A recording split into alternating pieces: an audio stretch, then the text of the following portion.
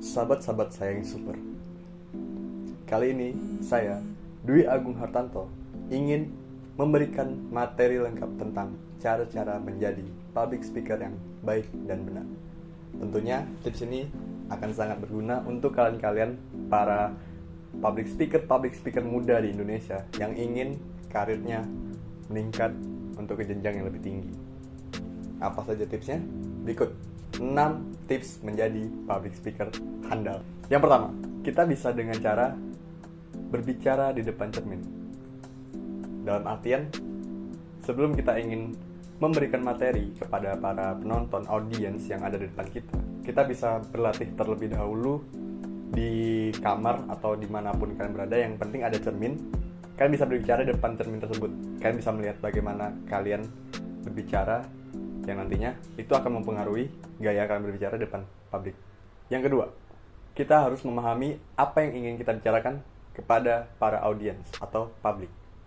Kita bisa memahami materi kita secara mendalam, yang gunanya nanti akan berdampak pada para audiens bisa memberikan tanggapan kepada kita, dan kita bisa memberikan apa yang ingin kita sampaikan kepada audiens dengan jelas.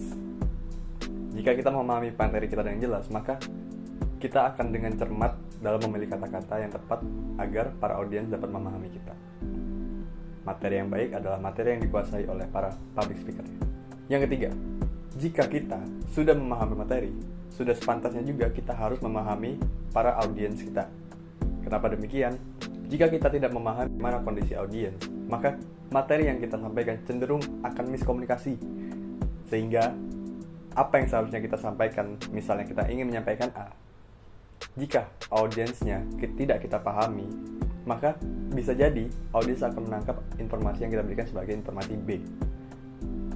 Nah, sejak dari itu, maka apa yang kita sampaikan akan berbeda dengan apa yang diterima oleh audiens. Maka dari itu, public speaker benar-benar harus memahami para audiensnya dengan baik dan benar. Berikutnya, yang keempat, jika ketiga cara tadi sudah kita terapkan dengan baik, maka selanjutnya adalah melatih gestur tubuh kita di hadapan para audiens. Mengapa demikian? Mengapa begitu penting gestur tubuh kita terhadap audiens ini?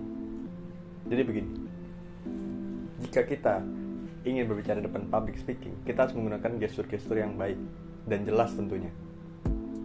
Kita bisa dengan menggunakan gerakan tangan, penglihatan kita harus memahami audiens, kita harus melihat sekeliling kita, postur tubuh kita yang baik, itu akan mempengaruhi cara kita berbicara. Dengan demikian, gestur kita yang baik akan diterima baik pula oleh para audiens. Tidak mungkin kita berbicara sambil kayang ataupun sambil salto. Itu merupakan salah satu gestur yang tidak baik untuk dicontoh. Berikut tips yang kelima. Tips yang kelima ini lebih kepada mindset kita, cara berpikir kita.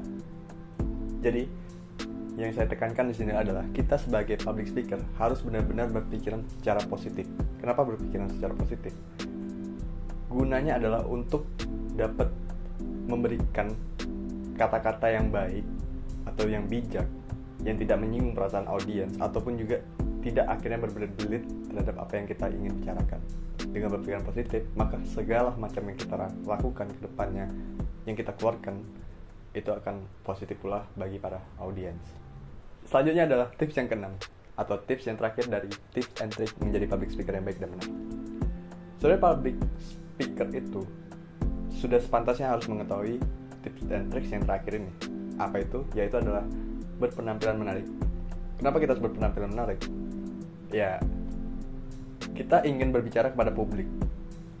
Kita ingin menyampaikan sesuatu. Kita ingin memberikan informasi. Kita ingin berbicara. Jika kita tidak menghargai publik sebagai orang, sebagai audiens yang ingin mendengarkan kita dengan cara berpenampilan yang tidak baik, bagaimana mungkin publik akan menerima kita dengan baik pula? Jadi, berpenampilan menarik adalah kita ingin menghargai audiens agar kita akhirnya dihargai oleh audiens. Dengan begitu, apa yang kita bicarakan, apa yang kita omongkan dari tadi kepada para audiens itu dapat diterima baik pula dengan audiens. Sehingga apa yang kita bicarakan tadi akhirnya dapat dirasakan oleh semua yang ada di dalam bicaraan tersebut. Itu dia 6 tip dan trik dari saya sebagai public speaker muda. Semoga apa yang saya berikan ini dapat bermanfaat bagi kalian semua, tentunya untuk para public speaker muda. Salam public speaker, salam speaker. God damn.